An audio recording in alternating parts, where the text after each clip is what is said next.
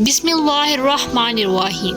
السلام علیکم ورحمۃ اللہ وبرکاتہ۔ رسول اللہ صلی اللہ علیہ وآلہ وسلم نے فرمایا، اسلام کی بنیاد 5 چیزوں پر قائم کی گئی ہے۔ اول، گواہی دینا کہ اللہ کے سوا کوئی معبود نہیں اور بے شک حضرت محمد صلی اللہ علیہ وآلہ وسلم اللہ کے سچے رسول ہیں، اور نماز قائم کرنا اور زکوٰۃ ادا کرنا اور حج کرنا اور رمضان کے روزے رکھنا۔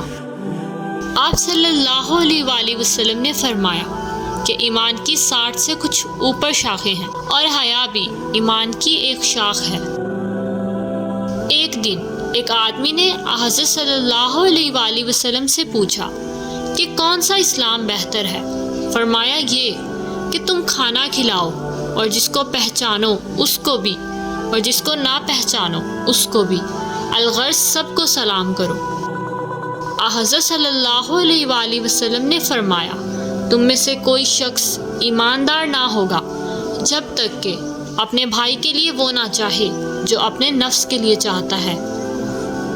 بے شک رسول کریم صلی اللہ علیہ وآلہ وسلم نے فرمایا، قسم ہے اس ذات کی جس کے ہاتھ میں میری جان ہے، تم میں سے کوئی بھی ایماندار نہ ہوگا جب تک کہ میں اس کے والد اور اولاد سے بھی زیادہ اس کا محبوب نہ بن جاؤں۔